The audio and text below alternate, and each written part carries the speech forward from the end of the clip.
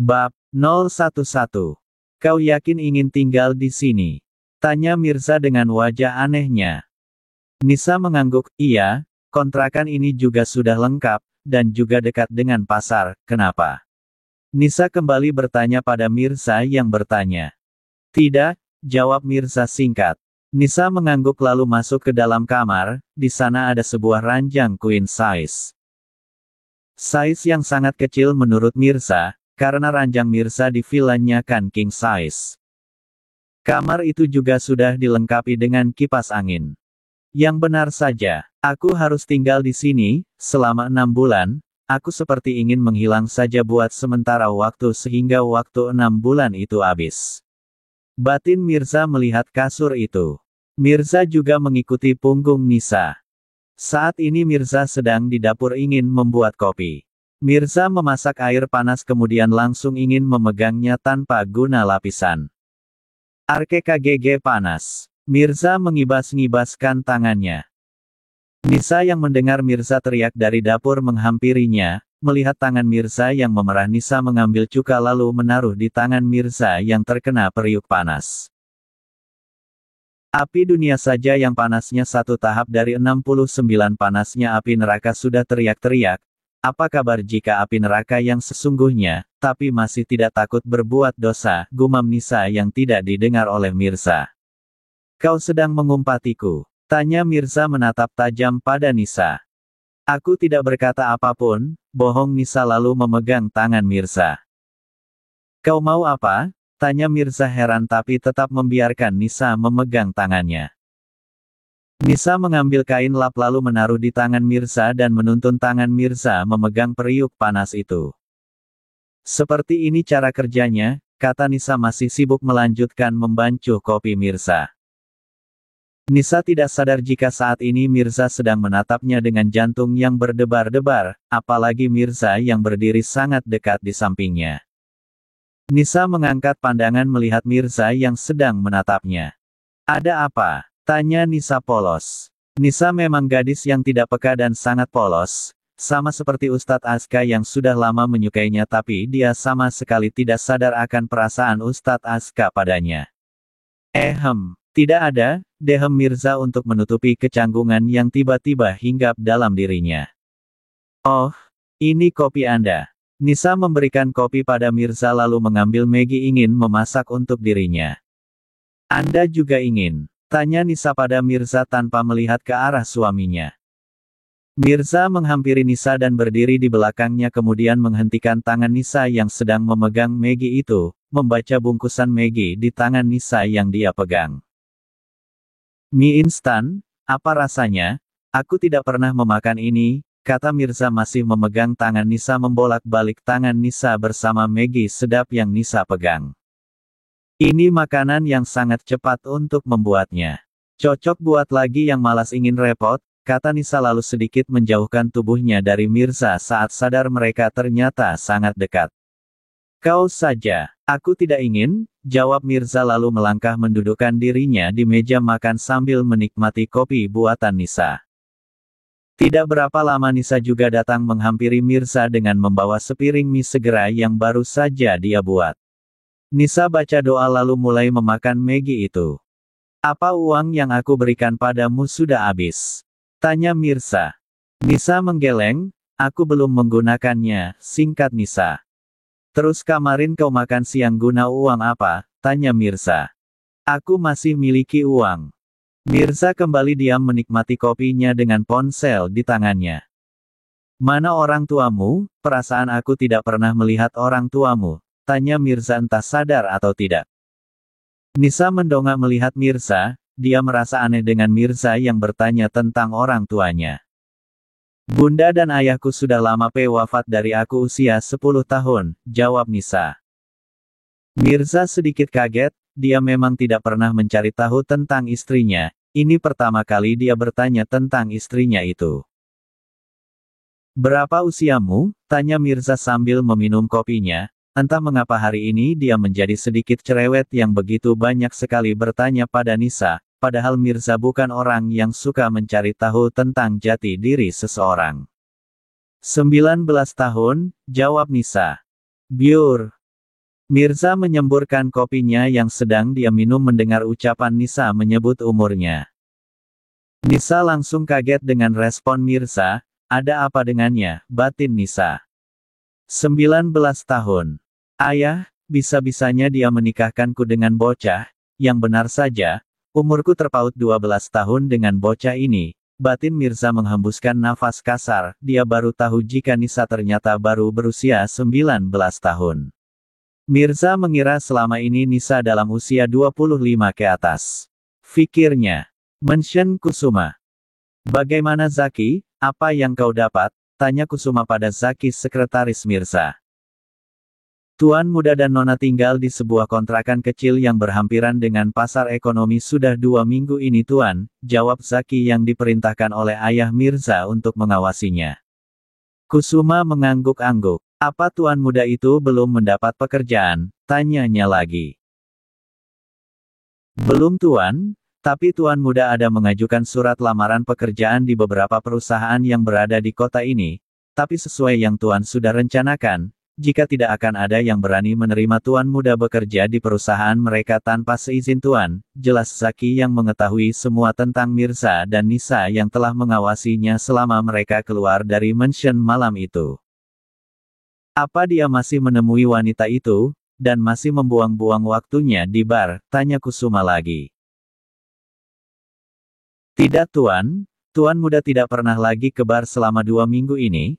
Terakhir tuan ke bar semasa saya melaporkan pada tuan 2 minggu lalu, di mana tuan muda bertengkar dengan istrinya, dan tentang Nona Rosa, selama 2 minggu ini baru 1 kali tuan muda menemui Nona Rosa, itu juga hanya di sebuah restoran. Tuan muda tidak pernah lagi mendatangi apartemen Nona Rosa tuan.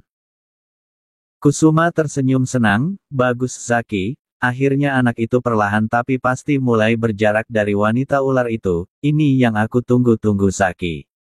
Kusuma sangat senang akhirnya ada kemajuan dalam diri putranya. Akhirnya putranya tidak lagi meniduri wanita seperti Rosa, dan tidak lagi terlalu membuang-buang waktunya bersama wanita itu. Dasar anak bodoh. Gumam Kusuma.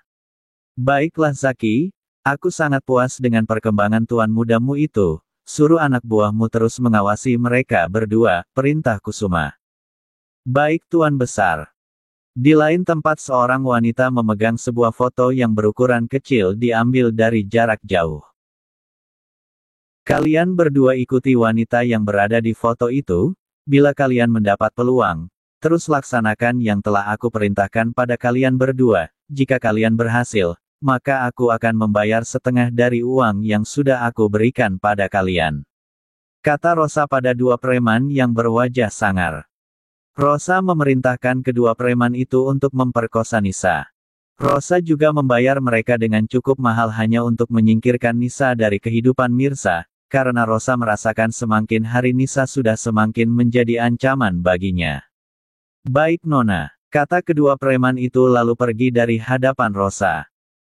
Nisa, aku akan menyingkirkanmu dari kehidupan Mirza dengan cara apapun, tidak ada yang bisa mendampingi Mirza selain dari aku.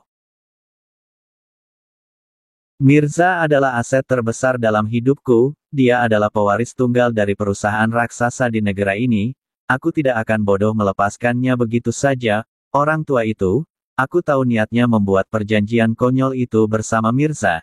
Itu hanyalah alibinya saja untuk mendekatkan Nisa dengan Mirza, tapi itu tidak akan pernah berhasil, karena aku akan menghalalkan segala cara untuk memisahkan mereka. Bila perlu, aku akan membunuh menantu sialannya itu. Hahaha, Rosa tertawa dengan wajah jahatnya. Mirza memang sudah menceritakan pada Rosa tentang yang berlaku pada dirinya sewaktu Mirza menemuinya di restoran tempo hari. Tapi Rosa yang memang berpikiran picik langsung tahu tentang rencana ayah Mirza hanya untuk menyatukan mereka berdua. Rosa memang wanita yang sangat licik di balik wajah lembut yang sering dia tunjukkan di hadapan Mirza, dan Mirza dengan bodohnya begitu saja mempercayai wajah munafik Rosa.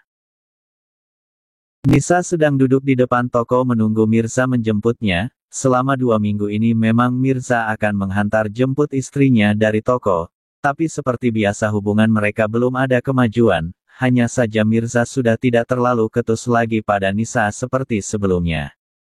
Nisa yang duduk di depan toko merasa ada yang sedang mengawasinya. Apa hanya perasaanku saja, atau memang lagi ada yang mengawasiku ya? Aku merasa tidak enak hati. Batin Nisa yang tiba-tiba merasa cemas. Ya sang penjaga, lindungilah aku dari orang-orang yang ingin menzolimiku, tambah Nisa berdoa dalam hati, firasatnya mengatakan ada hal buruk yang akan menghampirinya. Tidak berapa lama, mobil Mirza sudah tiba di depan toko Elina. Nisa langsung melangkah ke arah mobil Mirza dan langsung masuk ke dalam. Mirza melajukan mobilnya saat Nisa sudah naik ke dalam mobil. Kau beritahu pada pemilik toko itu untuk tutup lebih awal lagi, jika dia tidak mau, kau cari pekerjaan lain saja. Datar Mirza pada Nisa tanpa melihat ke arahnya. Kenapa, ku rasa ini juga sudah pas. Pukul 6 sore, lagi pula tidak mudah mendapat pekerjaan, dan aku juga sudah sangat lama bekerja dengan Mbak Elina, kata Nisa pada Mirza dan melihat Mirza sekilas. Mirza tidak lagi menjawab Nisa, beberapa waktu berlalu mereka akhirnya tiba di kontrakannya. Mirza dan Nisa melangkah masuk sama-sama. Nisa langsung melaksanakan sholat maghrib. Selesai sholat maghrib, Nisa menuju ke dapur untuk masak makan malam. Mirza juga ada di dapur sedang duduk di meja makan sambil memutar-mutar gelas yang berada di tangannya, melihat air di dalam gelas itu menyambar-nyambar pinggir gelasnya. Ada apa dengannya? Batin Nisa melihat Mirza yang seperti melamun, tapi Nisa juga tidak berani menegur Mirza. Nisa mulai menyibukkan dirinya di dapur. Mirza mengangguk pandangannya lalu melihat Nisa yang sedang sibuk berkutat di dapur. Sebenarnya Mirza sedang berpikir tentang dirinya yang sudah hampir 3 minggu tidak bekerja dan belum mendapat pekerjaan, walaupun Mirza memiliki uang dari Reza, tapi Mirza bukan tipe orang yang suka bergantung hidup sama seseorang. Walaupun Reza tidak mempermasalahkan berapa jumlah uang yang dia pakai dari kartu kreditnya, tapi tetap saja, Mirza tidak suka bergantung dengan siapapun. Inilah tujuan sebenarnya ayahnya, bukan tanpa alasan Kusuma mempersulit putranya, dia ingin agar putranya itu mandiri dan merasakan seperti apa kerasnya hidup di luar sana, hidup dalam kemewahan dari lahir tanpa kekurangan satupun. Mirza tumbuh menjadi pribadi yang sombong dan angkuh, Mirza tidak pernah peduli di sekelilingnya, dan tidak pernah melihat orang-orang di bawahnya. Mirza menarik nafas dalam. Untung saja gadis ini tidak pernah mempersulitkanku, dan tidak pernah menuntut apapun. Jika seperti Rosa, aku bisa gila, tapi tunggu, ada apa denganku, kenapa aku membanding-bandingkannya dengan Rosa? Sepertinya aku sudah mulai tidak beres, batin Mirza yang memperhatikan punggung Nisa. Mirza lagi-lagi membuang nafas kasar, karena dia merasa Nisa mulai menarik perhatiannya. Mirza berdiri dari duduknya dan melangkah mendekati Nisa. Ada yang mau aku bantu? Tanya Mirza berdiri di dekat Nisa. Nisa mengalihkan pandangannya pada Mirza lalu menggeleng. Tidak, tunggu saja di sana. Tapi aku ingin membantumu, kata Mirza. Sekali-sekala aku mengerjainya tidak apa kan? Kapan lagi aku bisa mengerjai pria angkuh ini jika bukan sekarang? Batin Nisa yang berniat mengerjai Mirza. Ini, kupas bawang ini. Nisa memberikan Mirza bawang dan pisau kecil. Mirza mengangguk lalu mengambil pisau dan bawang dari tangan Nisa, mulai mengupas bawang itu. Hanya beberapa saat saja Mirza sudah menutup matanya guna punggung lengannya dengan air mata yang sudah mengalir. Nisa menahan tawanya di balik cadar melihat Mirza yang kepedasan. Ini sangat pedas Nisa, kata Mirza menyimpan bawang dengan pisau itu lalu mencuci wajahnya. Ya sudah, hentikan saja jika tidak bisa, kata Nisa sambil menahan tawanya yang tidak disadari oleh Mirza. Setelah mencuci wajahnya Mirza baru tersadar jika Nisa sedang mengerjainya. Oh, ternyata bocah ini sedang mengerjaiku ternyata. Batin Mirza yang menyeringai dalam hati.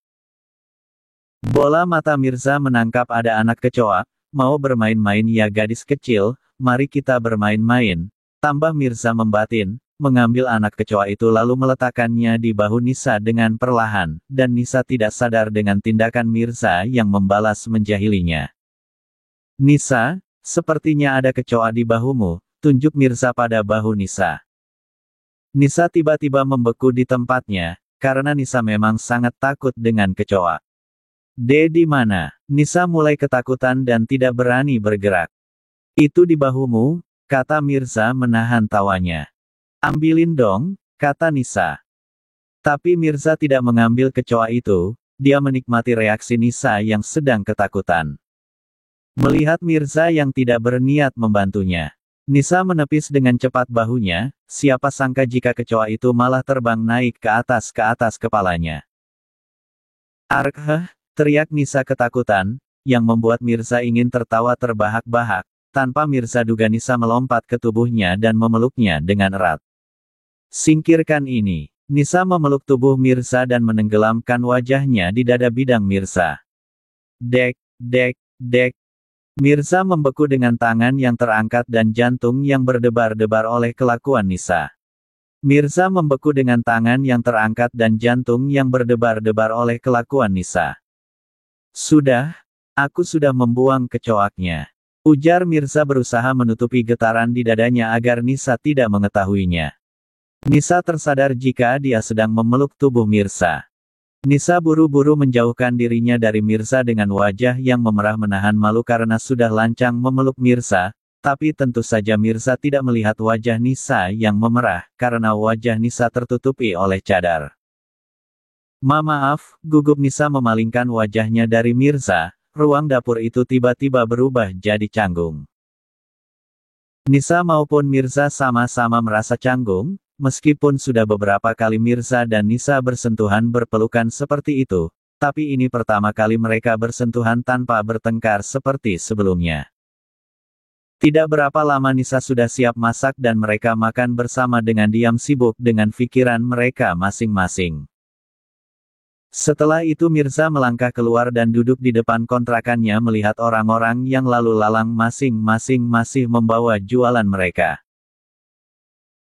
Aku baru tahu jika kehidupan di luar sana itu sangat keras, ternyata tidak mudah untuk mendapatkan sebuah pekerjaan. Selama ini aku selalu menghambur-hamburkan uang tanpa berpikir ternyata ada banyak orang yang sedang berjuang mati-matian hanya untuk mengisi perut mereka yang kosong, dan masih banyak lagi yang kelaparan di luaran sana. Batin Mirza iba melihat beberapa orang yang lalu di hadapannya dengan usia lanjut masih bekerja keras meskipun sudah malam. Aku masih beruntung karena masih ada Reza yang bisa aku handalkan, tapi bagaimana dengan mereka yang tidak punya siapapun untuk dihandalkan? Aku terlalu sibuk dengan duniaku sendiri tanpa pernah melihat ke bawah. Fikir Mirza tentang sikapnya selama ini yang tidak pernah peduli dengan siapapun. Bahkan malam-malam seperti ini pun mereka semua masih disibukkan dengan mencari sesuap nasi. Tambah Mirza membatin, melihat mereka masih banyak yang menolak gerobak jualannya. Tiba-tiba Nisa datang dan duduk di dekat Mirza. Apa Anda memiliki uang? Tanya Nisa hati-hati.